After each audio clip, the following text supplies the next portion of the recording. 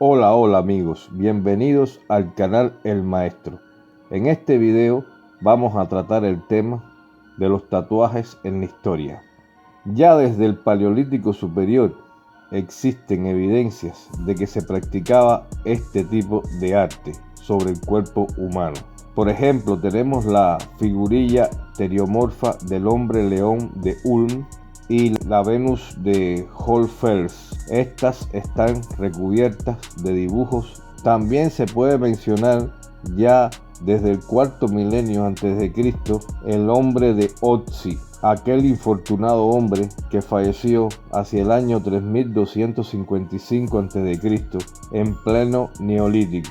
El cuerpo de este hombre, que estuvo congelado en los Alpes, estaba cubierto de 61 tatuajes. También existen registros de que en Egipto, a partir de la dinastía 11, se practicaba el arte del tatuaje. Por ejemplo, tenemos el caso de la momia de una sacerdotisa de Hathor llamada Amunet. Este tipo de arte se practicó hasta la etapa meroítica y eran exclusivamente algo que se hacía a la figura femenina. En el caso de América tenemos, por ejemplo, los casos de la cultura chinchorro en Chile en torno al segundo milenio antes de Cristo. También en Asia se halló un cuerpo tatuado en Siberia datado del año 2500 a.C.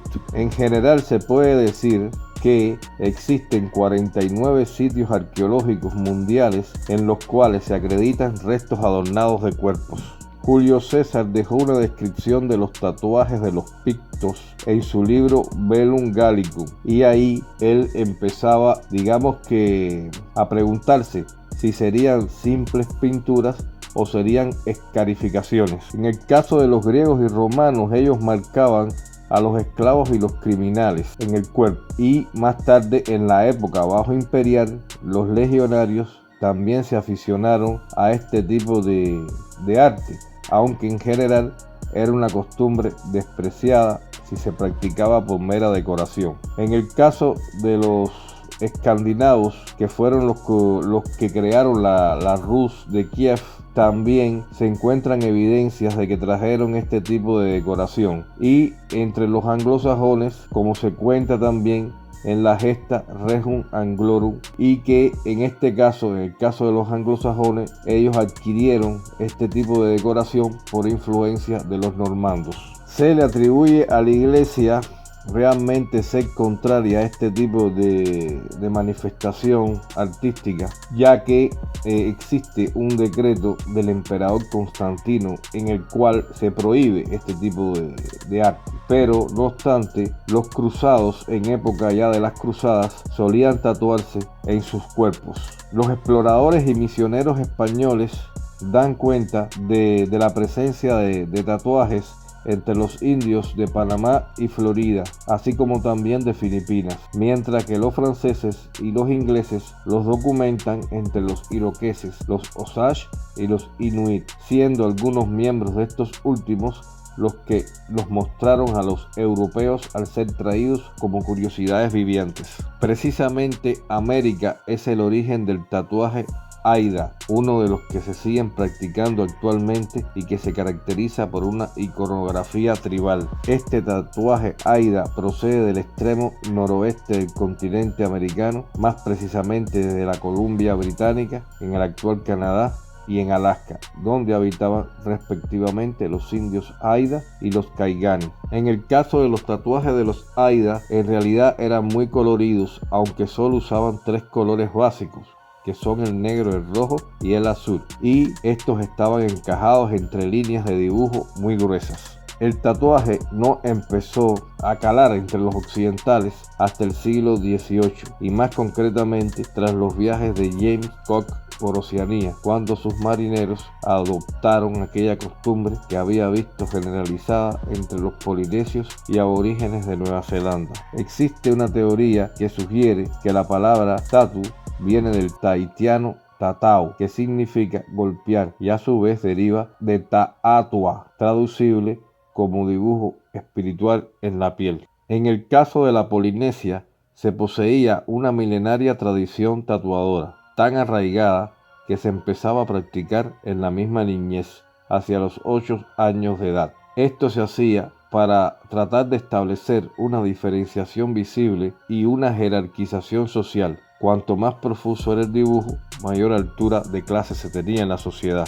Se debe decir que fue precisamente un religioso, y esto es la parte irónica de la historia, fue un religioso, Carl von Steiner, el responsable de la supervivencia del tatuaje al haber dibujado cerca de 400 modelos sobre los que se ha basado la recuperación de la costumbre desde los pasados años 80. El tatuaje a lo largo de la historia se ha asociado a los estratos más bajos, los que nutrían el mundo de Lampa, porque muchos delincuentes se enrolaban en barcos para huir de la justicia, y los condenados a las colonias penales, por ejemplo de las de Australia, solían tatuarse a bordo con pólvora. En otros casos, como los Estados Unidos, por ejemplo, los marineros norteamericanos tras la Revolución Americana se tatuaban para no ser reclutados a la fuerza por la Royal Navy.